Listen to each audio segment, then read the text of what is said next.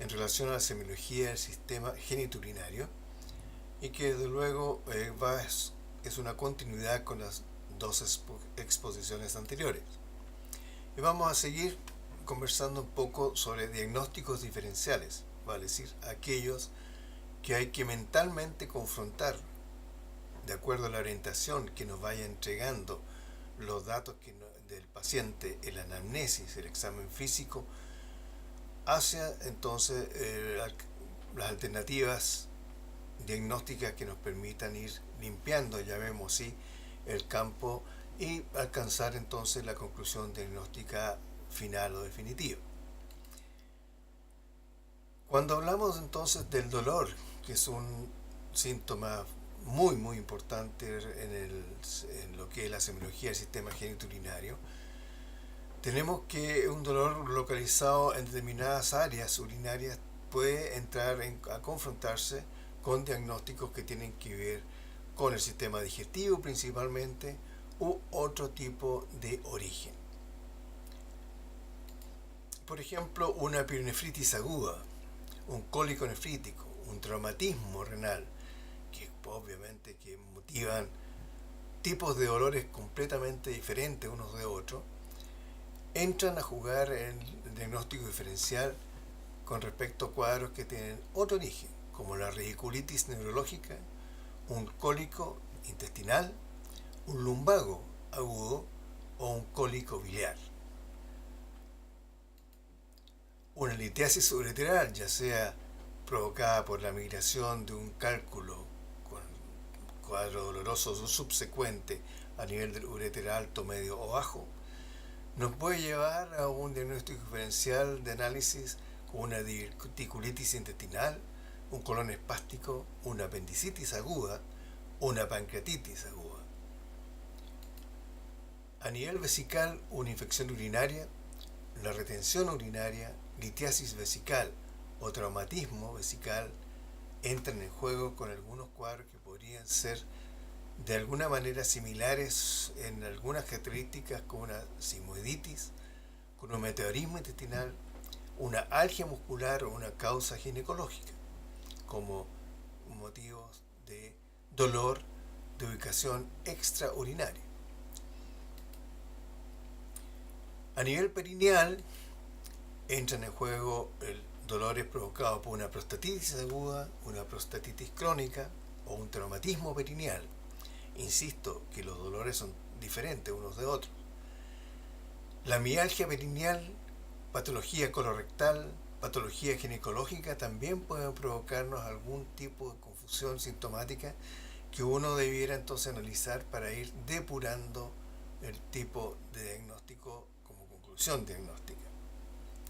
A nivel de testículo, un traumatismo genital, una orquitis infecciosa, un varicocele, un tumor, una torsión testicular, en algún minuto pueden llevarnos también a analizar la posibilidad de una hernia inguinal indirecta. Un mismo cólico nefrítico, o sea, una causa urinaria, también nos lleva a esa confusión. Ya les expliqué la irradiación testicular que tiene el dolor en un cólico nefrítico. Una algia musculotendinosa inguinal también nos puede llevar a alguna confusión. Y a nivel de epididimos, el traumatismo genital o epididymitis infecciosa, obviamente que por la ubicación, generalmente una afección epididymaria no tiene mucho diagnóstico diferencial, o sea, realmente es circunscrito más bien al área genital.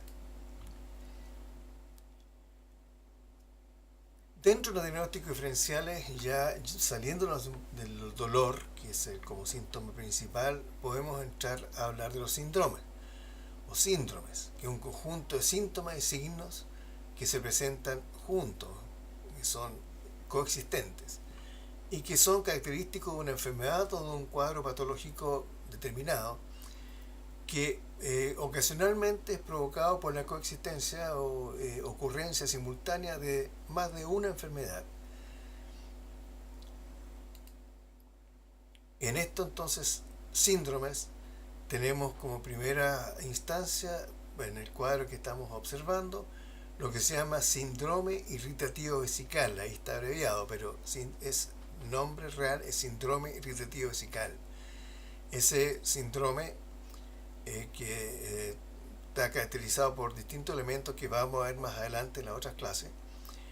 Pueden estar originados por una infección urinaria común y corriente, por una cistitis intersticial y específica, una litiasis, un cálculo dentro de la vejiga, una vejiga afectada en sus conexiones nerviosas, una vejiga neurogénica, una vejiga inestable, que es de origen psicógeno, que es emulable a lo que se llama colon espástico o colon irritable.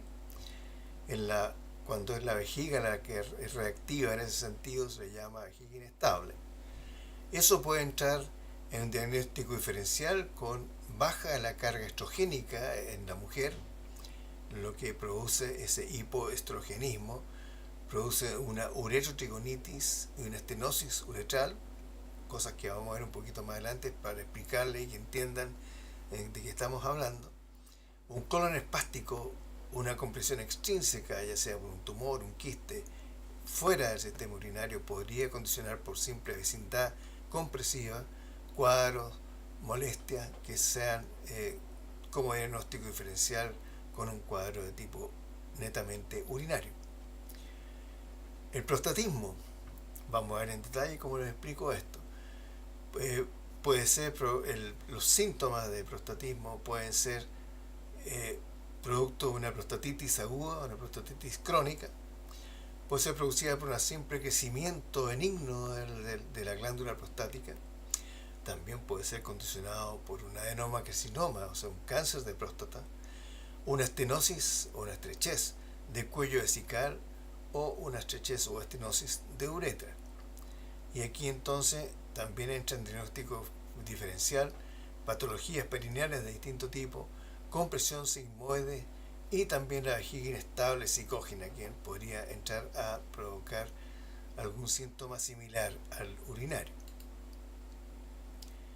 Y la oligoanuria, que es una baja en la filtración glomerular a nivel del riñón, que conduce progresivamente desde una oliguria, vale decir, baja sin llegar a suprimir la filtración glomerular, y que puede ser nos conduce a una insuficiencia renal, ya sea insuficiencia aguda, crónica, y de causa prerrenal o posrenal. Por el otro lado, entonces, como diagnósticos diferenciales, entran la deshidratación, un shock multiorgánico o alguna intoxicación, ya sea de tipo medicamentosa o de tipo tóxica, y también puede ser observado como efectos secundarios medicamentosos que hacen que aparecer una especie de, entre comillas, síntoma que puede entrar en el diagnóstico diferencial.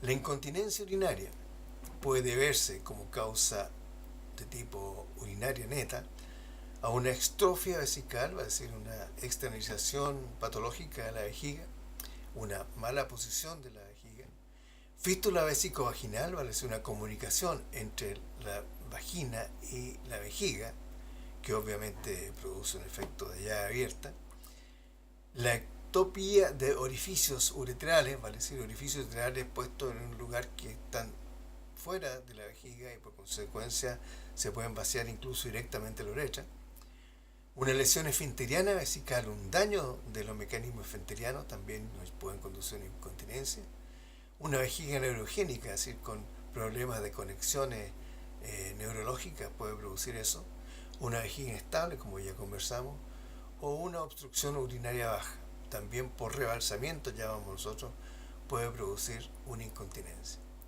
Por otro lado, como extraurinario nos encontramos con una patología psíquica que esté condicionando la incontinencia, alguna ginecológica, una acción medicamentosa, o bien una compresión extrínseca que le quita capacidad a la vejiga y condiciona esta incontinencia. La hematuria, vale decir presencia de sangre en la orina, puede ser provocada por una litiasis urinaria, una infección urinaria, una nefritis, una glomerulonefritis aguda, tumor urinario, riñón poliquístico o hidronefrosis. Mientras que la ingesta de alimentos que contengan tinciones, como las anilinas, por ejemplo, medicamentos, el síndrome hemolítico, destrucción de glóbulos rojos pueden producir también presencia de un aspecto rojizo que puede confundirse con una hematuria. La deshidratación puede producir orinas de color concentrado y consciente distinto, o la eliminación de bilirrubina con la orina, lo que se llama coluria, que también puede llevarnos a alguna confusión diagnóstica, etiológica. Les vuelvo a insistir en algunos puntos que son parte de la conducta médica general. Nunca hay que dejar de lado la observación permanente del paciente. El paciente al entrar a la consulta ya nos puede estar mostrando algunos indicios que nos pueden finalmente conducir a un diagnóstico acertado. Importante, la comunicación entre el médico y su paciente es fundamental. Por consecuencia, hay que preservar la relación médico-paciente más adecuada.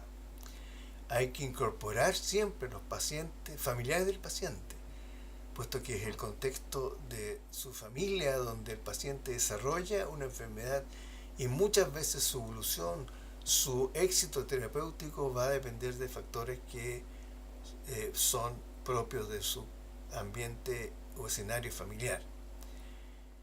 Comunicarse adecuadamente es un pilar del interrogatorio, la anamnesis. Si uno no lo hace, simplemente no va a recibir la información adecuada. Y el comunicarse adecuadamente tiene que ver con el nivel cultural, tiene que ver con el estado psíquico del paciente, etcétera, etcétera. Yo siempre recomiendo crear una rutina. Es la única forma en la que uno no se olvida de seguir una secuencia preestablecida, determinada, que uno como que la tiene impresa en la cabeza. Y siguiendo este orden uno se asegura de que nunca le va a faltar un elemento para conducirnos a un diagnóstico acertado. Vale decir, establecer el motivo de la consulta, llevar y conducir una anamnesis inmediata y remota, siempre teniendo en cuenta antecedentes personales, familiares, mórbidos y ginecológicos, más un examen físico, una hipótesis diagnóstica planteada dentro de un análisis con diagnósticos diferenciales, nos va a evitar pasar malos ratos y nos va a prevenir la comisión de errores que pueden ser de alto riesgo para el paciente. Porque desde luego que la base de todo esto, que es nuestra materia prima, es el paciente, que, vuelvo a insistir, es un individuo que está alterado en su conducta, en su psiquis, aquejado de dolor, aquejado de ansiedad, una serie de aspectos que son primordiales para considerarlos como un medio, como un camino para llegar a encontrar la solución. La relación médico-paciente, reitero, es parte importante de la semiología. Es el pilar de la semiología. Si uno no tiene una buena relación médico-paciente, se va a cometer errores y no va a llegar nunca a tener una conducta médica adecuada.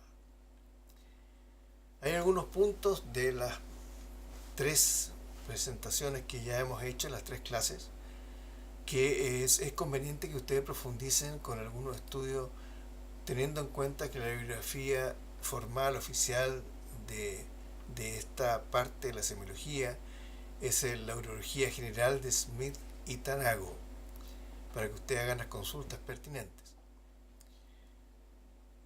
Estas materias, por su importancia, también son evaluables en los certámenes de todo nivel, tanto en el seminario como en la prueba o en la solemne que le corresponde al encargado de asignatura. Y los 3 puntos que quiero que profundicen son los diagnósticos diferenciales de litiasis urinaria, los diagnósticos diferenciales en hiperplasia benigna prostática y aquellos de incontinencia urinaria. Les recuerdo que visualizar este video, todos los videos en general, es una tarea, un requisito ineludible, imprescindible para poder participar con un grado de consolidación de aprendizaje, que es lo que se pretende en el seminario. El seminario, por las características metodológicas que hacen imprescindible la asociación de la clase web con la actividad de asistencia presencial es absolutamente obligatoria por ser considerada como una actividad práctica, que de hecho lo es. Vamos a analizar casos clínicos y aplicaciones directas de todos los aprendizajes en el terreno ya más médico. Muchas gracias por vuestra atención. Este primer ciclo de 3 clases entonces queda con esto concluido. Hay 2 clases más que van a tener que realizar más adelante. Muchas gracias.